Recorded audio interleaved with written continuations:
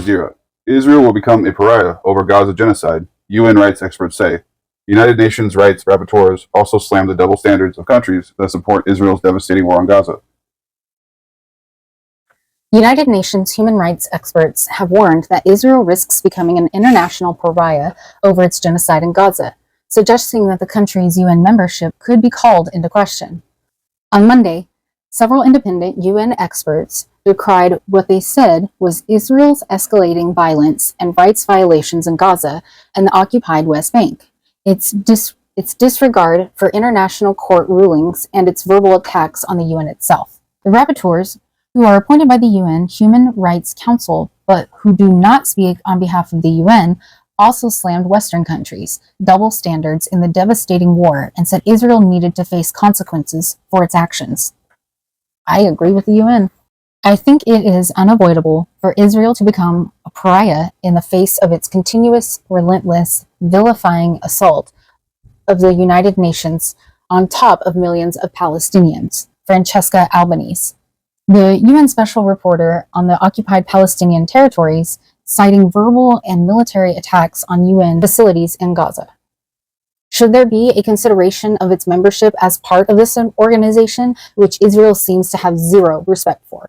The humanitarian catastrophe in Gaza, after more than 11 months of conflict, has also prompted questions about Western states' long-lasting political and military support for Israel, including from the United States and the United Kingdom, which both provide arms. Disgusting. Shockingly, in the face of the abyss reached in occupied Palestinian territory, most member states remained inactive at best or actively aiding and assisting Israel's criminal conduct, Albanese told a news conference in Geneva on Monday, repeating allegations of genocide. Albanese, an Italian lawyer, said she was referring to Western states as well as some Gulf nations and others. Israel denies allegations of genocide and says that it takes steps to reduce the risk of harm to civilians and that at least a third of the 41,118 Palestinians killed in Gaza were fighters. You mean men. They were men. Men of fighting age, like 15 years and older. Woohoo! You killed 15-year-old kids. Israel's permanent mission to the UN in Geneva criticized Albanese after her comments. She's not fit to hold any position at the United Nations, and this has been made clear by many, it said. Albanese was joined by 3 other UN independent experts who accused Western countries of hypocrisy and double standards.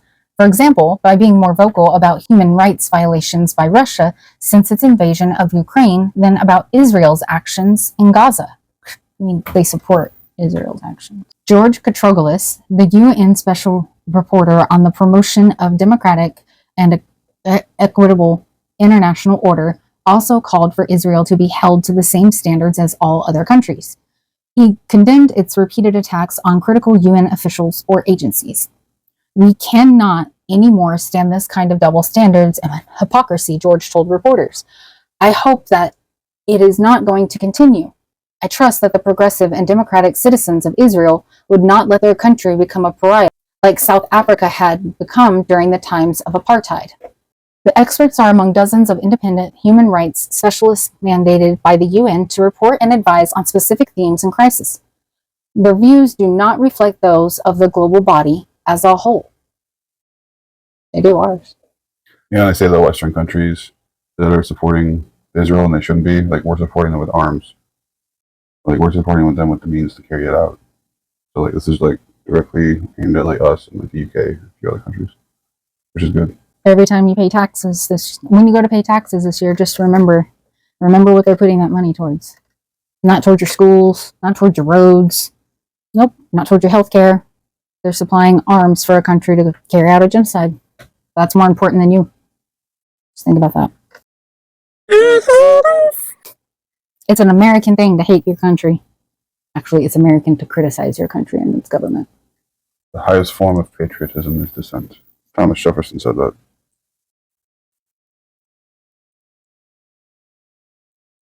Because when you disagree with it, try to make things better.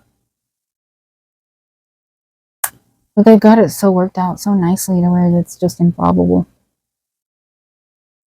Because it would take a bunch of people to stand up at the same time, but who's got time? Everybody's too busy trying to work, and then when they're not at work, they're trying to get that little bit of their actual life, or they're too fucking tired and just sleeping, or they're going to their other job. So it's just like, we are slaves. We are corporate slaves. Wage slaves. Wage slaves, yes. And sucks. Sucks being powerless. This is from Mondowise. No, Israel does not have a right to defend itself in Gaza, but the Palestinians do. Basic morality and simple logic dictate that the right of self-defense belongs to the Palestinian people, not to their oppressor. And international law agrees. Fuck yeah. Too bad we don't recognize the international laws that we help create. I love the whole, like... We're holier than thou. And then the next second, we're doing human rights violations right alongside everyone else. Well, that's why you vote blue, so they don't tell you that it's happening and show you that it's happening. It's like rainbow genocide. They just do it behind your back. Republicans just regular genocide. Democrats, rainbow genocide.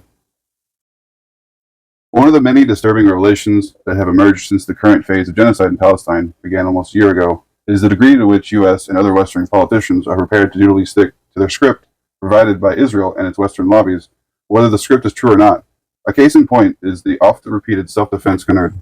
After every successive war crime and crime against humanity perpetuated by Israel in its current genocidal rampage, the single most common refrain of Western government officials and the Western corporate media is that Israel has a right to defend itself.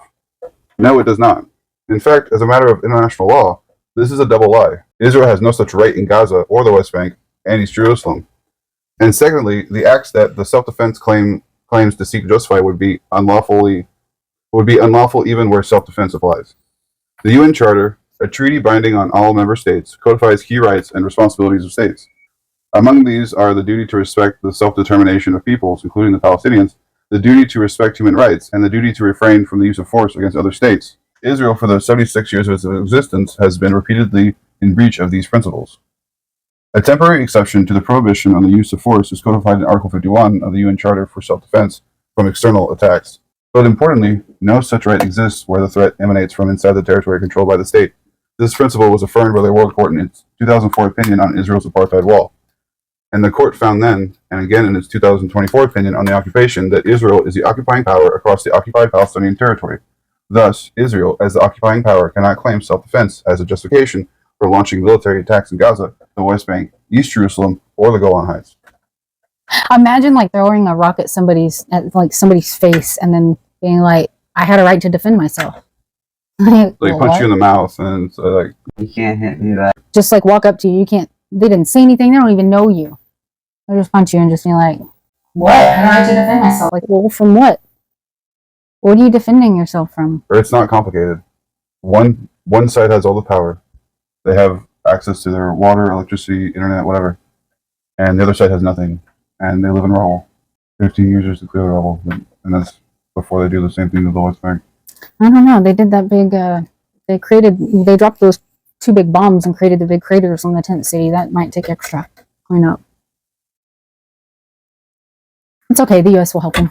Of course, Israel, from within its own territory, can lawfully repel any attacks to protect its civilians, but it cannot claim self-defense to wage war against the territories it occupies.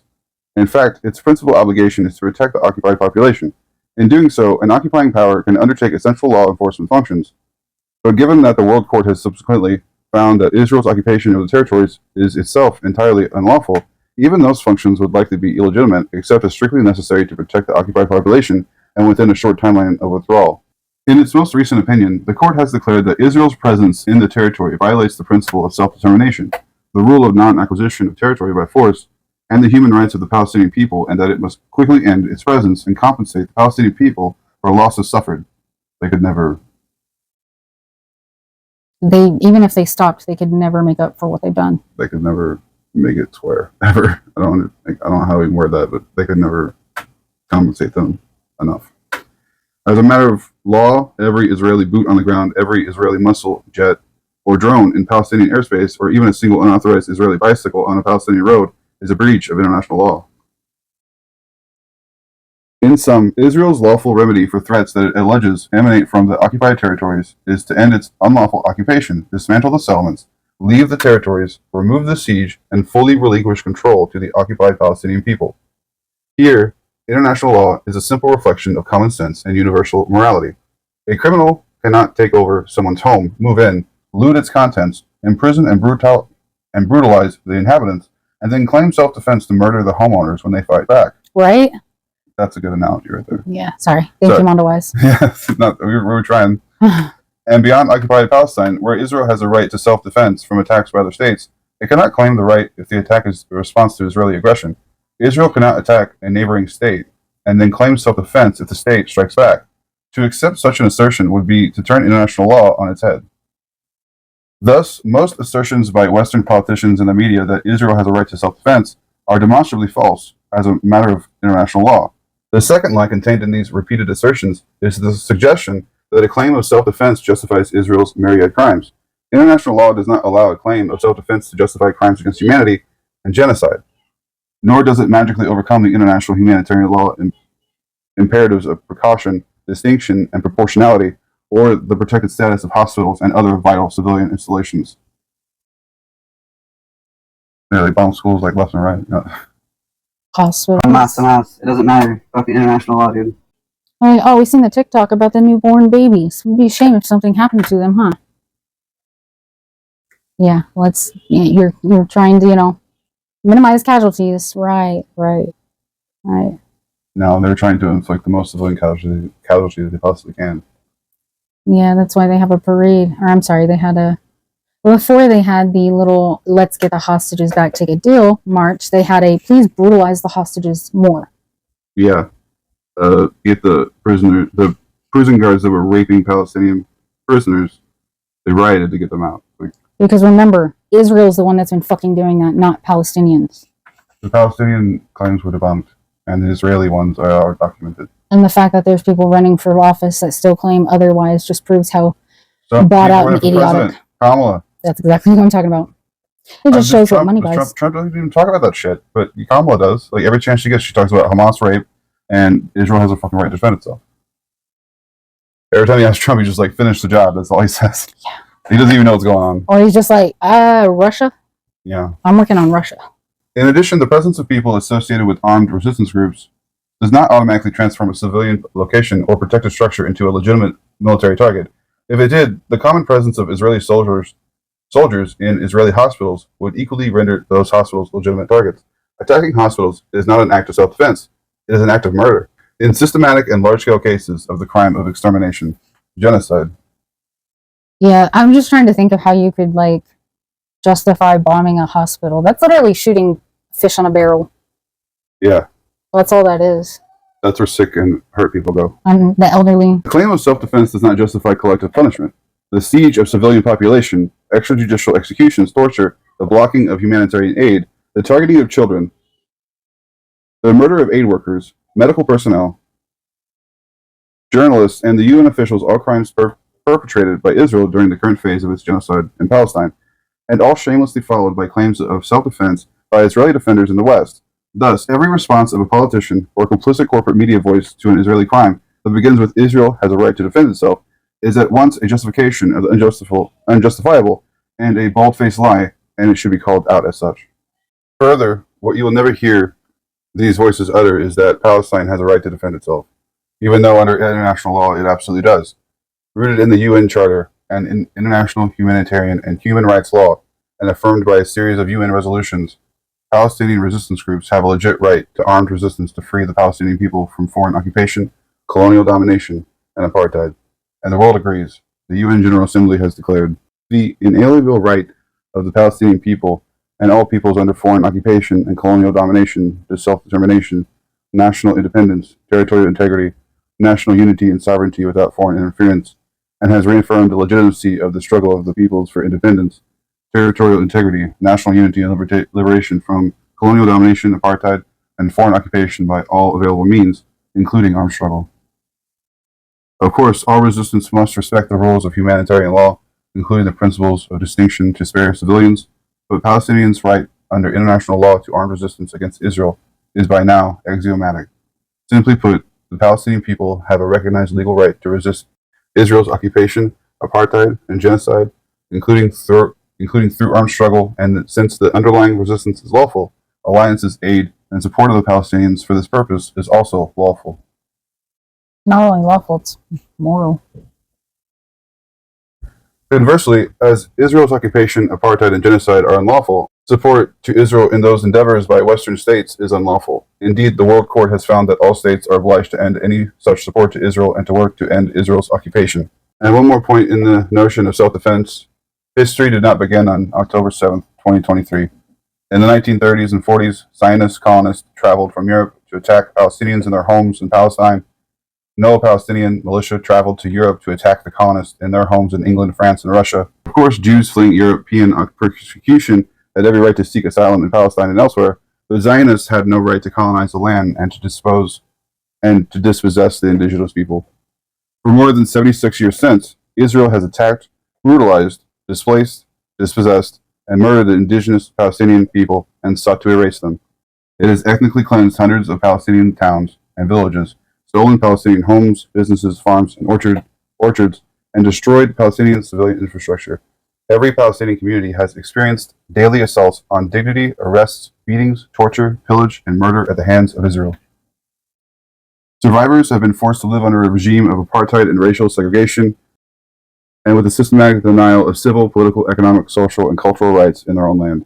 Every peaceful Palestinian effort to end the oppression and to regain the Palestinian right to self-determination through diplomatic initiatives, judicial action, peaceful protest, or organized boycotts and divestment has been met with repression or rejection, not only by Israel, but by its Western sponsors. In this context, basic morality and simple logic dictate that the right of self-defense belongs to the Palestinian people, not to their oppressor, and international law agrees. And I agree as well. Free Palestine. I wish I didn't have to take so much. I wish I didn't take meds. I wish I didn't take meds. If I have more to say. You need to take meds.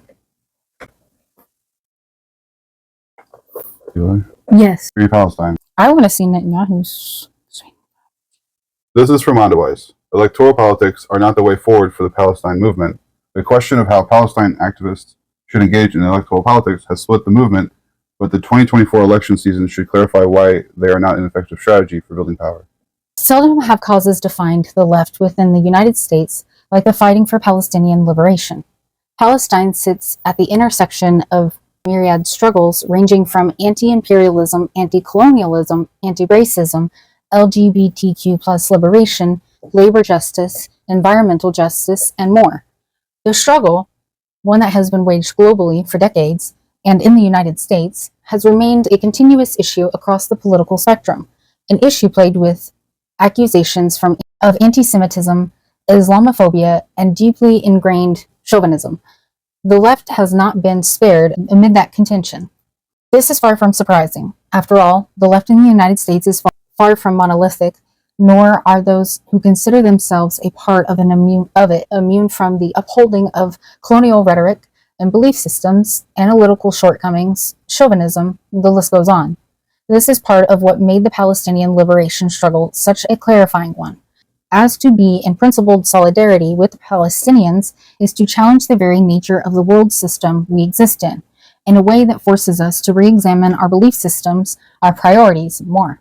It is also a struggle that has helped challenge and clarify the strategies and tactics that the left adopts. The cause of Palestinian liberation has forced reevaluations of core organizing assumptions and power building models as well as what real principled solidarity looks like. This reevaluation and the struggle of some on the left to avoid them outright has often resulted in intense friction, what some may describe as infighting and ultimately division among cohorts who are at least ostensibly on the left.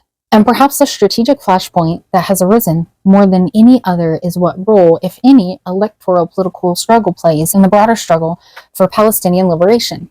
This divide has, especially in recent months, exposed itself in myriad ways that continue to divide those who claim to be on the left. The 2024 primary election cycle has not been without its fair share of hotly contested races. The debate over the role of electoralism in left organizing has been central. This was seen in local races such as Jamal Bowman's effort to hold on to a seat in New York, as well, of course, in the national race between Kamala Harris and Donald Trump. In both cases, rather than providing a pathway to change and liberation, the prioritization of electoral efforts has been generally ineffectual and oftentimes little to show beyond hollow statements and deeply imperfect solutions.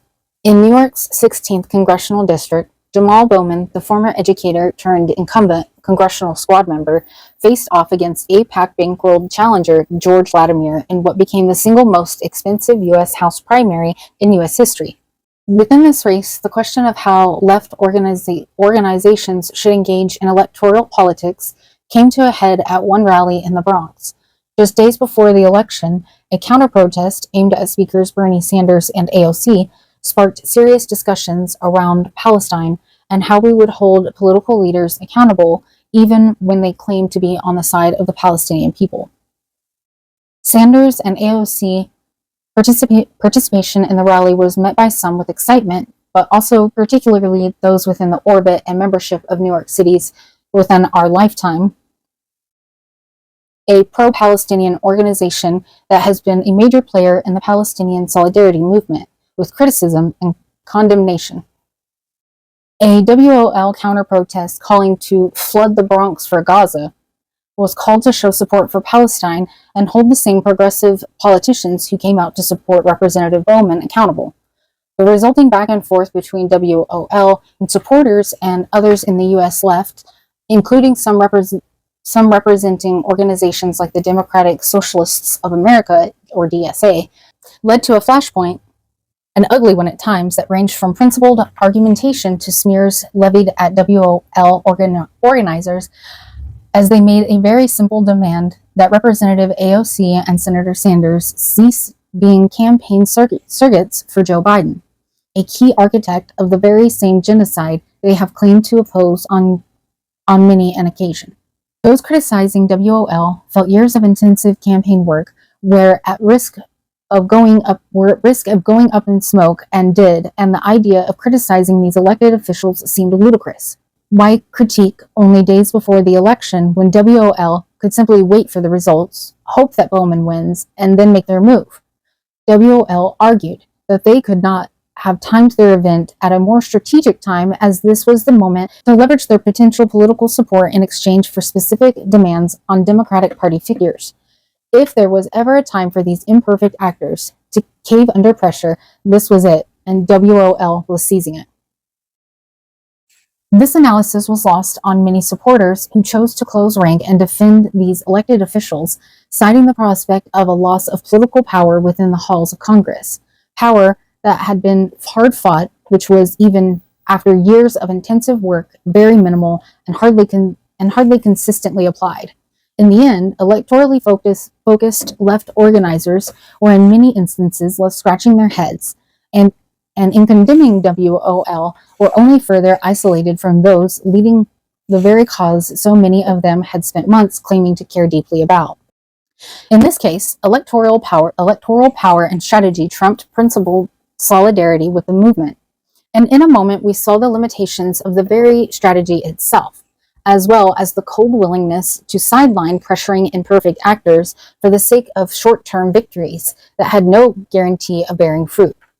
Fast forward only a few months and we saw another flashpoint, the Democratic National Convention.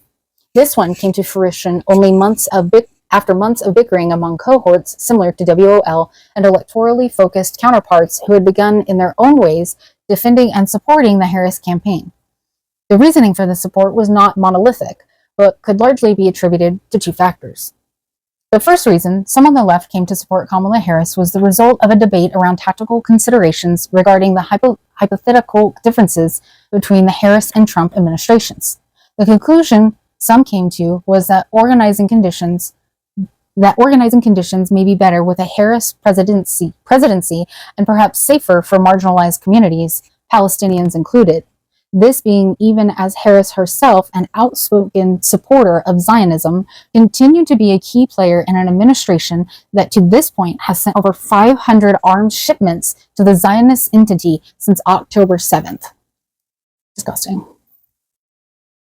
The second, and the one that arguably overlaps to a degree with the first, amounts to the projection of potential positions and movement onto a candidate running a campaign largely using a blank slate, marketing strategy that lets those observing her assume her positions even if their assumptions are ultimately incorrect. The question of Harris and the efficacy of harm reduction through voting is deserving of another piece entirely, but the argument nonetheless led to the split between different actors, organizations, and intra-organizational factions as the Palestine movement collectively approached the Democratic National Convention. Red flags, like Harris releasing a statement condemning pro-Palestine protesters in D.C. or her historic vocal support for the Zionist project, were ever present in the lead-up to the convention. But there was a vain hope among many that she may be pressured to shift her position on Palestine given the possible electoral consequences of staying course. Many hoped that she may have even seen the efforts of the uncommitted campaign, which had successfully earned delegates through their nationwide efforts, alongside the widespread national protests, positive polling around a ceasefire, and the abysmal response to Biden's actions towards Gaza, and learned from it all. Sadly, she did not.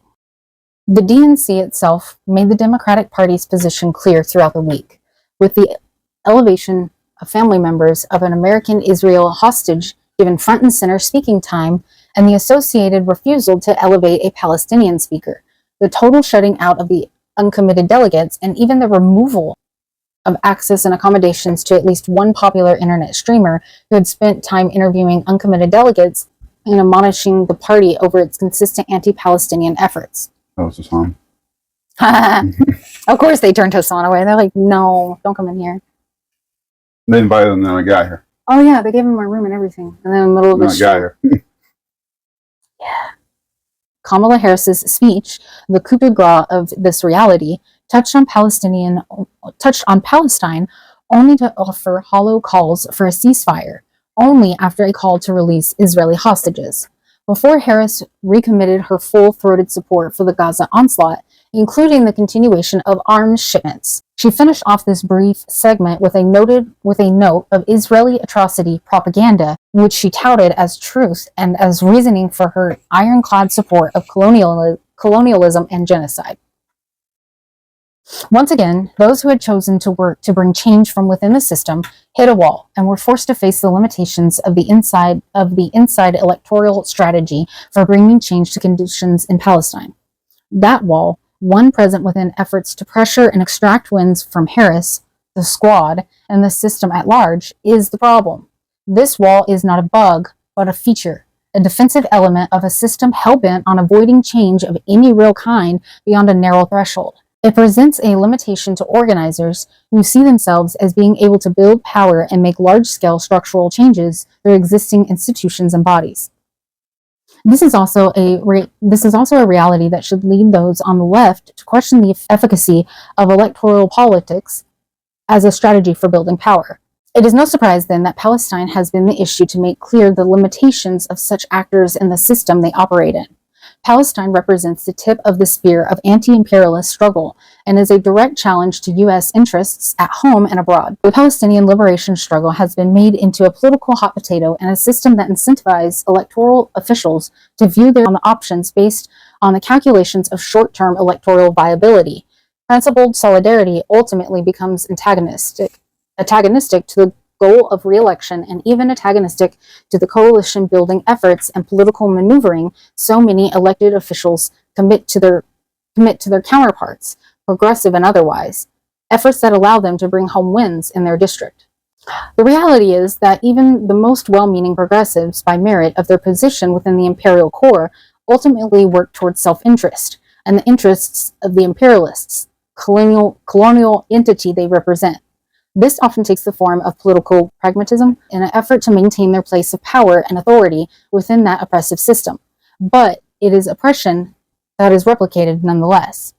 That is not to say electoral struggle has no value. While the power that is built through the electoral victories often appears more hypothetical than actual concessions or wins principled socialists, organizers, and organizations have extracted from their elected officials, there is no doubt that on a local level, electoral efforts can have real, immediate, and positive changes and positive effects. And Regardless of material victories, electoral efforts also give organizers a key arena within which they can sharpen contradictions, showing the real shortcomings of a system so many legitimately see as a means for change and improvement.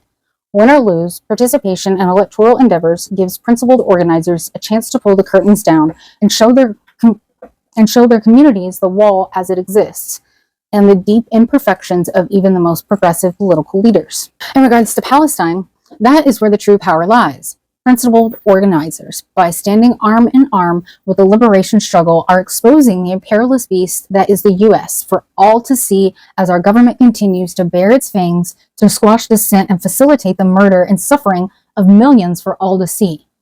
But the limitations of an electoral strategy should be clear to all by this point, and ultimately, it is a question of what our goals are for engaging in it.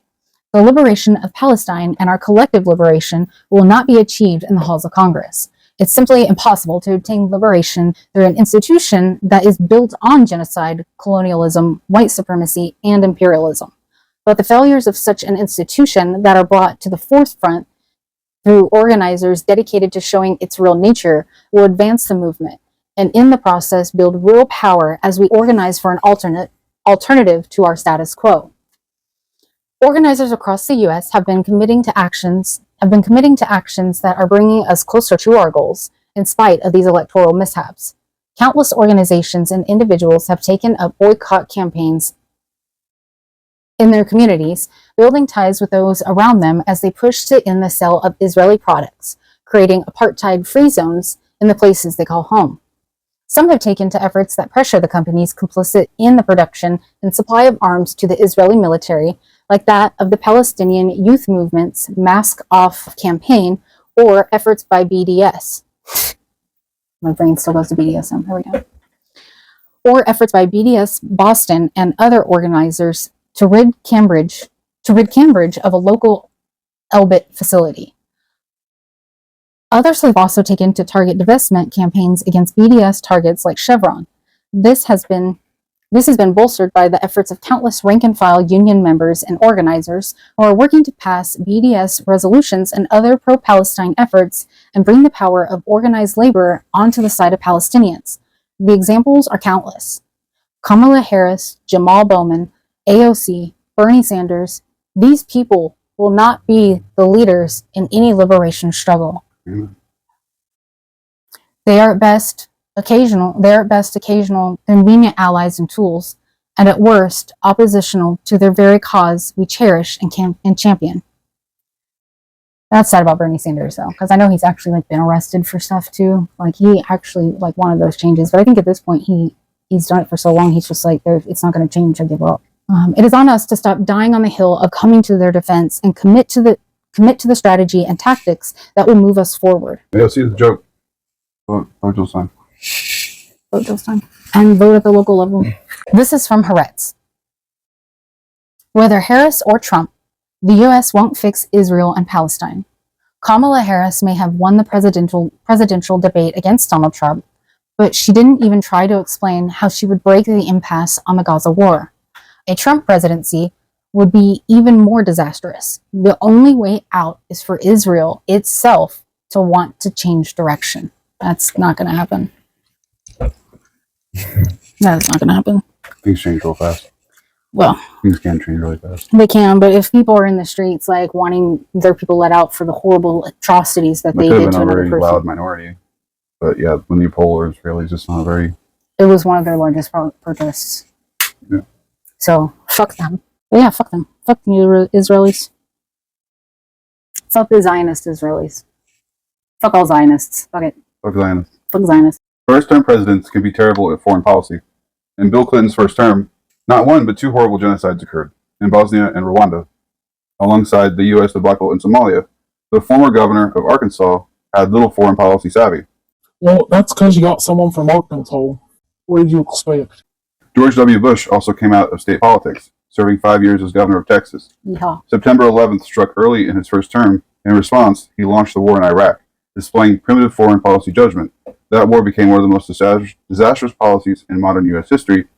It was bad for Iraq, the Middle East, and bad for the world. It's we did not minimize civilian casualties, and we didn't do all the good stuff either. Mm-hmm. We did stupid shit. Yep. If Kamala Harris wins in November, she too could fall in the first-term foreign policy rut, despite having accrued more on-the-job experience than her recent predecessors as vice president. But judging from the debate this week and the 4 paragraphs on foreign policy in her campaign platform, it's hard to expect anything stellar, at least in the Israeli-Palestinian arena. After all, she has gained her most extensive foreign policy experience in President Joe Biden's White House, which took a lackluster approach to Israel and Palestine before the war. The aim of the administration pre-October 7 was mainly to keep the Middle East off the table so that the president could focus on China. In practice, that meant letting Benjamin Netanyahu's government race ahead with annexation while continuing Israel's chokehold on Gaza. It also meant that the United States accepted the notion that reviving a two-state peace process would be a costly political failure. Since October 7 and the subsequent Gaza war, the administration has been rich on moral and rhetorical fervor. At points, Harris has been in the forward position of calling openly for a ceasefire or critiquing the inconceivable destruction and death in Gaza. She repeated these lines dutifully during Tuesday's debate. She would be committed to Israel's security and its right to self-defense, but the war must end and the hostages must return. She reiterated her support for the two-state solution, also arguing that Palestinians require security, dignity, and self-determination. Her words were correct, but the voice was that of ChatGPT, repeating her stirring speech at the recent Democratic National Convention, but with less gusto. Yeah, it did seem like it was definitely not actually supposed to be included, in changing Palestine, because she was like, no, Israel can kill them all. We'll give them arms. We're going to keep giving them arms. And then she's like, but they deserve to be a people. Like, somebody forgot to take that part out of your speech. Like, somebody messed up somewhere, bro. It makes strategic sense that she wanted to keep this inflamed issue contained in the debate against Donald Trump. The Biden administration has so far failed in the most important aims of this war on the Israeli-Palestinian front, namely a ceasefire and a hostage release deal. That's probably because, for the sake of those aims, the administration has invested mainly diplomatic time and talk, sprinkling tepid policy warnings to Israel in the form of sanctions against a few individuals and select organizations in the West Bank, and a slowdown of one arms shipment. But the administration has showered support on Israel for continuing the war with weapons, financial aid, and political cover in international forums. The administration has been more successful in deterring a full-on regional escalation, which is good, but not good enough for Gazan civilians or Israeli hostages dying by the hour. Well, I mean, the Israeli hostages probably wouldn't die if Israel wasn't bombing them. True. Given the low bar and the increasingly brazen opposition to the two states and the Israeli government, it's not a bad thing for Harris to reiterate support for the two-state solution. Neither Biden nor Secretary of State Anthony Blinken seem eager to say these words to themselves in recent months. But this is where we are. The two-state solution has been official U.S. policy for over 20 years. We all know the aim. What we don't know is how to get there. On Tuesday, the debate moderators asked Harris how she planned to break the impasse on the war, and she didn't even try to answer. In this invasive prefab language, the notion of supporting a two-state solution sounds frankly vacuous. On the other hand, a Trump victory would be disastrous. During the debate, most of the time he sounded dog-eaters deranged. But he also sounded particularly bizarre on foreign affairs. He repeated his recent line that Russia wouldn't have invaded Ukraine if he had been in office. He also regularly said that Hamas wouldn't have attacked Israel on October 7th if he had been president. That makes no fucking sense, but okay. The Abraham Accords earlier? Spare us. Trump's policies of showering gifts on Israel and advancing Middle East normalization in order to dispense with the Palestinian situation were among the primary drivers of Palestinian desperation that eventually and predictably exploded. Harris didn't pick a fight over those issues in the debate, not a surprise, but it was disappointing that she didn't challenge him on even the lower-hanging fruit. Trump claimed in the debate that Iran is emboldened under the Biden administration. Well, she threatened. She threatened to defend Israel against Iran. So, So is Biden. I mean, basically, they always just say we'll defend Israel. If it comes down to it, yeah. Well, I'm saying, like, the USA will come they're just like, ass. yeah, but they're saying, like, no, we will fuck up at Iran, and then, like, Trump's like, She knows Iran. Mm-hmm. Yeah, I don't know. You know how delusional they are. how delusional he is. Yeah, truly. So why did Harris miss the opportunity to excruciate him for this terrible blunder of withdrawing from the JCPOA, the U.S. brokered deal under Barack Obama to limit Iran's nuclear ambitions? The reverberations have contributed contributed to Iran's overall belligerence toward both Israel and the United States, Harris could have used the opportunity to recommit to American diplomacy and to back a signature achievement of a Democratic administration. The likely explanations are that Harris was either too concerned with avoiding controversial headlines or not well versed enough to address the issue with confidence. Both need to change. But the wooden exchange among the candidates over the Middle East revealed a tragic long-term predicament. Anyone supporting an end to this war or a long-term peace expects America to solve it.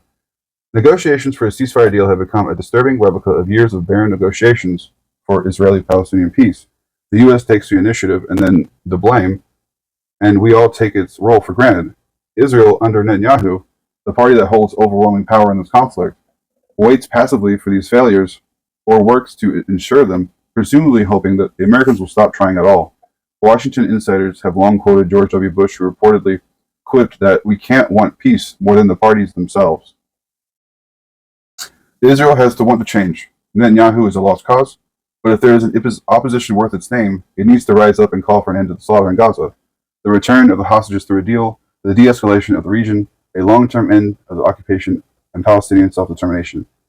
That's when Israelis will have a true choice between leadership and visions, and if such leaders win, then international diplomacy can actually work. So that's an Israeli newspaper. So when it starts talking about how like they're almost on the outside, like the U.S. does everything, and like the Israel just like Netanyahu is always fucking everything up. They're talking from the perspective of Israelis. Yeah, they do hate Netanyahu. A lot of people in Israel do hate Netanyahu. It's just they also want him to stay in power as long as the war is going on, because that's just wartime. That's the way it works anymore. Yeah. I feel like it's not on the U.S. to broker a cease still, but it is on the U.S. to stop helping a genocide. Like that's the bare minimum that we are actually asking for. We're not asking you to completely solve every problem in the Middle East. We're just asking you to stop supporting a genocide that's actively happening in Just your name. Start following international law That you helped you won't create. have these problems at all. Yeah, well, we're fucking hypocrites. So. If they were protesting to end the war They're powerless. more often. Yeah, they're powerless. I know. It's kind of like a sport. Like we're powerless in our country too. No, we pretend that we're not. We pretend that we're free. But Well, we never are free enough to say this shit. So a lot of people aren't. Okay, fair enough. There's that. But like, we're not free enough to really make our own life choices.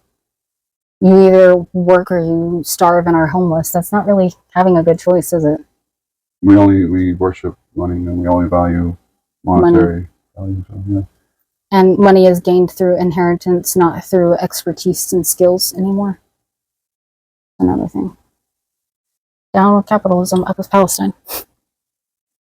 I mean, if international law were upheld, then the UN would have brokered a deal a long time ago, but we keep on reasserting that a deal can only be brokered by Israel and the U.S. And that's also what Tim Walz supported when he was a congressman. That's essentially... on the very many things he supported Israel in his years in Congress.